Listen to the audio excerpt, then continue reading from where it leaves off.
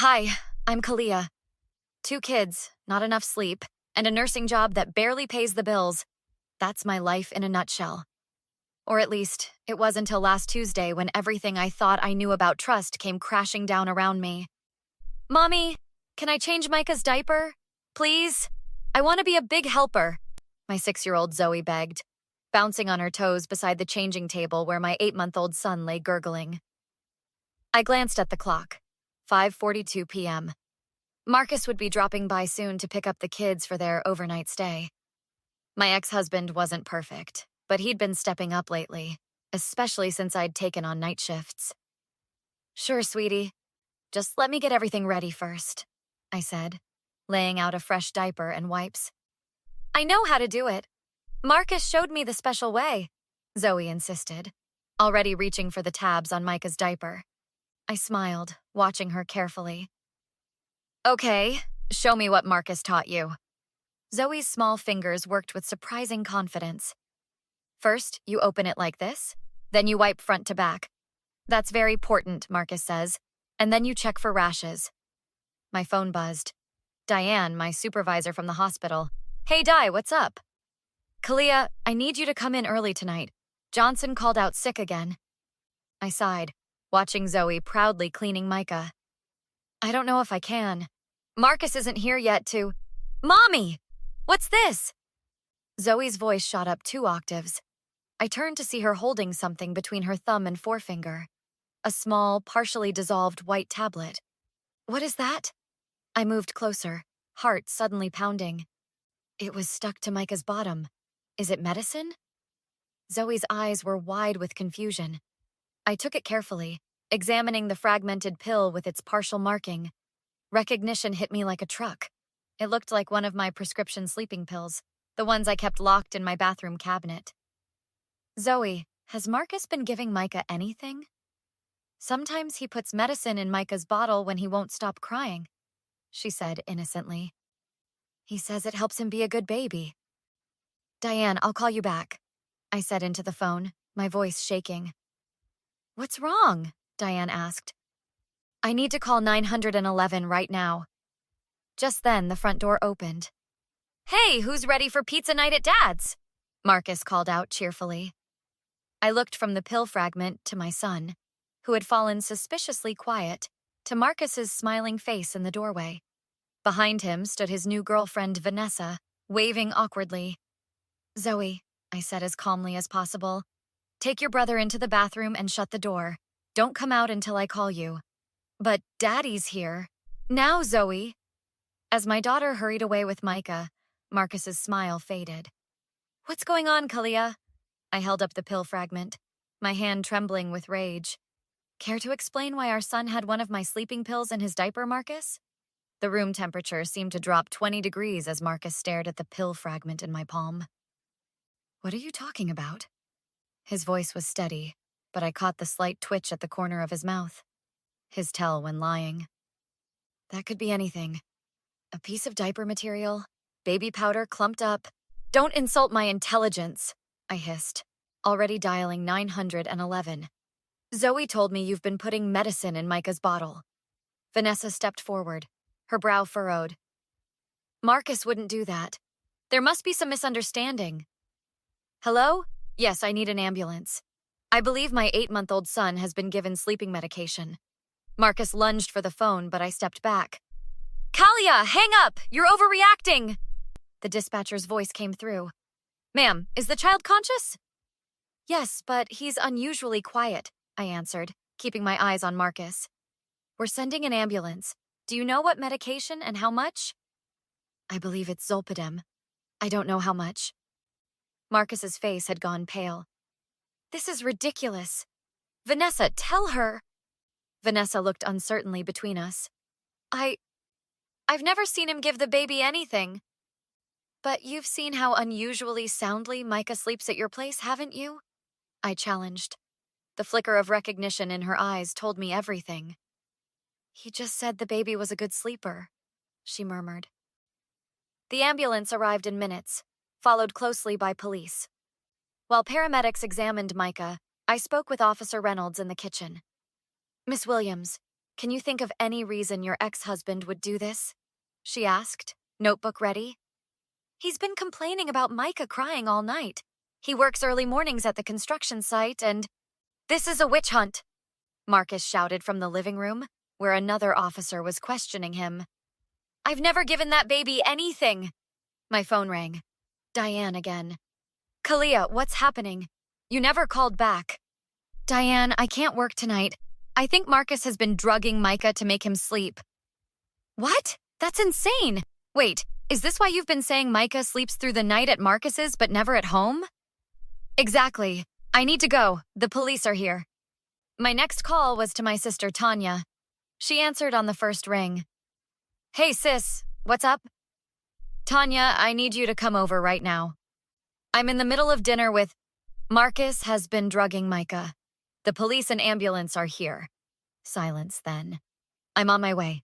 Give me 15 minutes. When Tanya arrived, she pulled me into the bedroom while the paramedics prepared to transport Micah to the hospital. Tell me everything, she demanded, her eyes fierce with protective anger. Zoe found a pill in his diaper. She said Marcus puts medicine in his bottle. Tanya's face hardened. I knew something was off. Remember when I babysit last month and said Micah seemed different at your place? More fussy? You think he's been doing this for months? Maybe. And you know what? Last time I picked up Zoe from his place, I saw a pill bottle in the bathroom. I didn't think anything of it then, but now… Officer Reynolds knocked on the door. Miss Williams? We found prescription sleeping medication in Mr. Williams's car. The bottle has your name on it. I felt sick. He stole my prescription? It appears so. We're taking him to the station for questioning. As they led Marcus out, he locked eyes with me. This is a mistake, Kalia. You're setting me up. I turned away, focusing instead on my children. Micah was being loaded into the ambulance, still drowsy but stable. Zoe clung to Tanya, confusion written across her small face.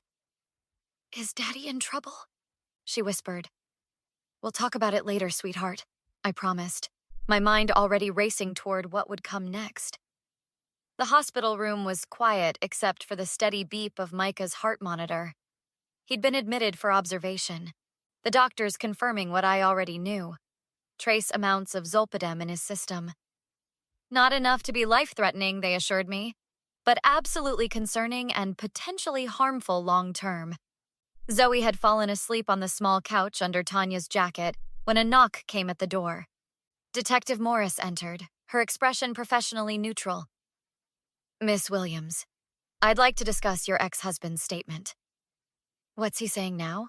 I asked, keeping my voice low to avoid waking the children. He claims you planted the medication to frame him. Says you're trying to get full custody. Tanya scoffed. That's ridiculous. Kalia would never endanger her own child. I'm just relaying what he said, Detective Morris replied. We've spoken with his girlfriend Vanessa again. She's reconsidering her initial statement. My heart sank. She's covering for him? Not exactly. She says she's seen him give the baby something, but he told her it was gas drops.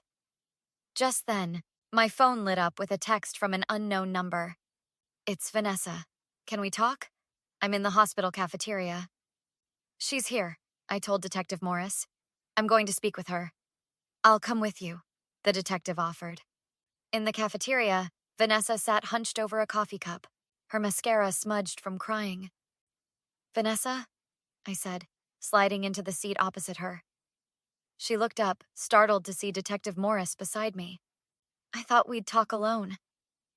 Whatever you have to say, you can say in front of the detective. Vanessa took a shaky breath. I didn't know, Kalia. I swear I didn't know what he was giving Micah. But you suspected something? Last month, I walked in while he was preparing Micah's bottle. He dropped something in it, and when I asked what it was, he said it was medicine for colic. She twisted her napkin nervously. Micah always slept through the night at our place. Marcus said it was because he felt secure there. Detective Morris leaned forward. Did you ever see the bottle these supposed colic drops came in? No. He kept his backpack with him. Said it had work papers. Vanessa's eyes welled with tears. 2 days ago, I found pills in his jacket pocket. When I asked about them, he got angry, said I was snooping. And you didn't think to tell me? I demanded, my voice rising. My baby could have. I didn't know they were for Micah. I thought maybe they were Marcus's prescription or something. Just then, heavy footsteps approached our table. Marcus stood there, eyes bloodshot, a bail bondsman hovering behind him. Vanessa? What are you doing? He hissed. Detective Morris stood up. Mr. Williams, you were instructed to have no contact with witnesses. I'm just getting coffee, he snapped, then turned to me. Kalia, this has gone far enough. Drop the charges and we can work this out. Work what out? The fact that you've been drugging our son? I was trying to help. Do you know what it's like to work 12-hour shifts after being up all night with a screaming baby? So you admit it, Detective Morris said sharply.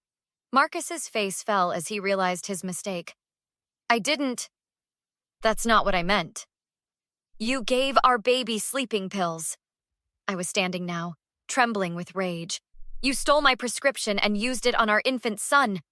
It was just a tiny amount, just to help him sleep through the night. He's 8 months old, Marcus. You could have killed him. I'm his father. I know what's best for him. You know what? I stepped closer, my voice deadly calm. You're going to prison for this, and when you get out, you will never, never see these children again. Kalia, please, he begged, his tone shifting from defiance to desperation. I made a mistake. I'm sorry. Think about the kids. They need their father. No, I said firmly. What they need is to be safe, and they'll never be safe with you. 6 months later, I sat in the courthouse waiting room, my fingers nervously tapping against my coffee cup. Beside me, Tanya scrolled through emails on her phone while occasionally glancing at Micah, who was happily stacking blocks on the carpet. Stop fidgeting, Tanya whispered. You're going to win this. You don't know that. His lawyer is expensive, and he's got his parents testifying about what a devoted father he is. Detective Morris approached. Her usual no-nonsense expression softened slightly. Miss Williams, they're ready for you. Inside the courtroom, I took my seat beside my attorney, Angela Freeman. Across the aisle, Marcus sat with his lawyer, attempting to look contrite in his pressed suit and neatly trimmed beard. His parents occupied the bench behind him, his mother dabbing at her eyes with a handkerchief. Judge Harmon reviewed the documents before her. This is the custody hearing for the minor children Zoe and Micah Williams. What followed was an hour of testimony, the pediatrician confirming the effects of zolpidem on infants, Vanessa reluctantly describing what she'd witnessed, Detective Morris presenting the evidence collected from Marcus's apartment. Finally, Marcus took the stand. Mr. Williams, his attorney began, do you regret your actions regarding your son? Absolutely, Marcus said, his voice appropriately somber. I made a terrible mistake. I was exhausted, working long hours, trying to be a good provider. I thought I was helping him sleep better. And have you taken steps to address these errors in judgment? Yes, sir. I've completed parenting classes and anger management. I've been seeing a therapist weekly. I'm a changed man. When it was Angela's turn for cross-examination, she didn't hold back. Mr. Williams, how many times did you administer sleeping medication to your infant son? Marcus shifted uncomfortably. I don't recall exactly. More than once? Yes. More than 5 times? Possibly.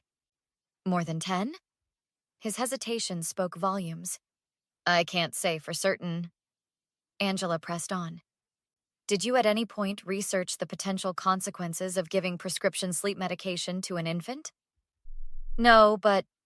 Did you consult a doctor? No. Did you inform Miss Williams what you were doing to their child? No. No further questions. When the judge called for a brief recess, Marcus approached me in the hallway, his parents hovering nearby.